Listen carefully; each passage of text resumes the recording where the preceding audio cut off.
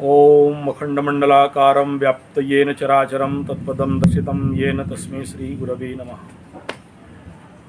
Load shedding line cutout के कारण मैं आउटडोर में हूँ और मेरा स्टूडियो से बाहर मैं ये टेक कर रहा हूँ। तो अभी कुछ विवाह संस्कार में जाके देखा और खुद को करने के समय में भी समस्या आता है।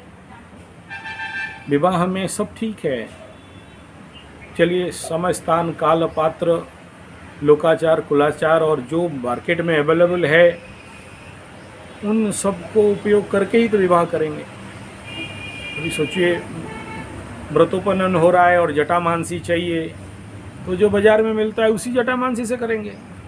जंगल तो जाओगे नहीं जटामांसी लाने के लिए, और जो मार्केट वाला दे दे, बाज़ार और दुकान पंसारी जो दे दे, तो उसमें इन संस्कारों के ऊपर तो इफेक्ट आता है।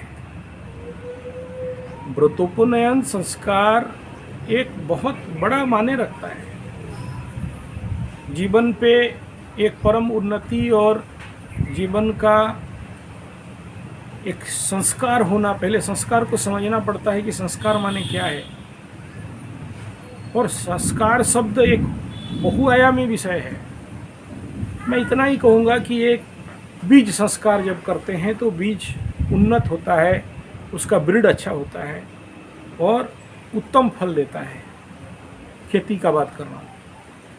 ऐसा ही मनुष्य जीवन में जब हम ये 16 संस्कार का बात बताते हैं तो व्यक्ति के जीवन में भिन्न भिन्न प्रकार के उन्नति, विकास और आंतरिक बाह्य जगत में एक स्टेबिलिटी, एक उन्नति, एक संस्कार, एक विकास होता है।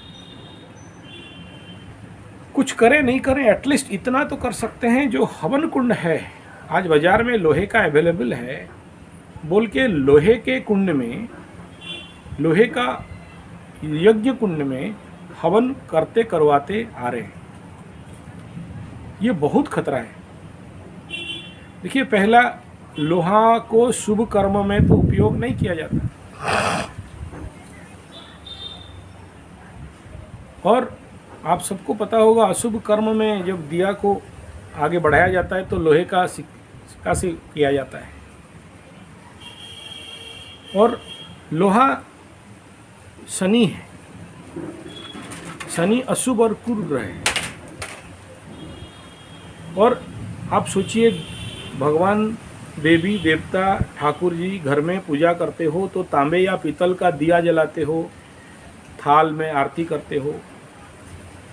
ये अलग बात है कि ये कलयुग का अंत समय है, इस समय एक युग परिवर्तन का प्रचंड परिवर्तन का दौर और स्थिति दिखाई दे रहा है, तो स्टील का थाली में, लोहे का थाली में ही हम लोग आरती कर लेते हैं। गलत है ये। तो हवन कुंड शुभ कार्य में प्लीज़ मेरा अनुरोध है, आपका बेटी बेटा का विवाह हो रहा है, शुभ कर्म हो रहा है, तो लोहे का, टीना का, एमएस का, एसएस का, स्टील का हवन कुंड का उपयोग कृपया ना करें। ये शुभ कर्म में इस प्रकार के द्रव्य वस्तुओं का उपयोग हानिकारक है।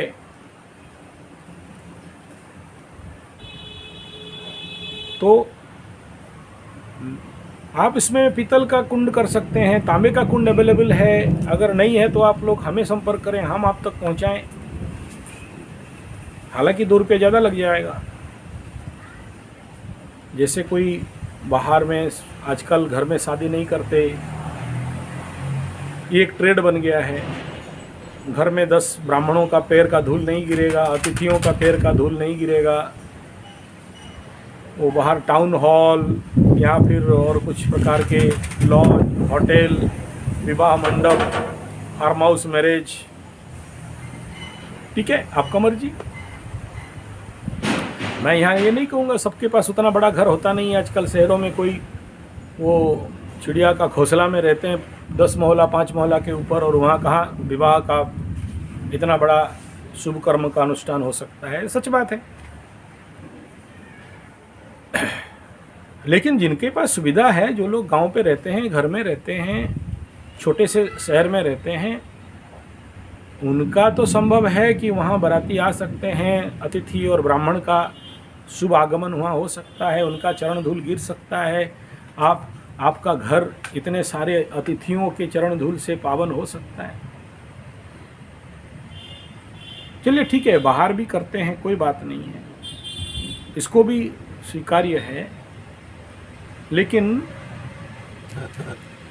जो भी अतिथि हैं उनका शुभ सत्कार करें। ठीक है, बफे सिस्टम है, हमें कोई एतराज नहीं है भाई, वो बफे है, सब कोई खा रहे हैं, भीख मांग के खा रहे हैं, थाली लेके लाइन लगा के कटोरा खाते हैं। क्यों? विवाह में भोज्य खाना पीना सही तरीक़ा से होना, इससे क्या फ़ायदा, अगला वीडियो में बात करते हैं। लंबा वीडियो के लिए कुछ लोगों का कमेंट रहा, इसलिए मैं और लंबा नहीं बना रहा हूँ, छोटा बना रहा हूँ।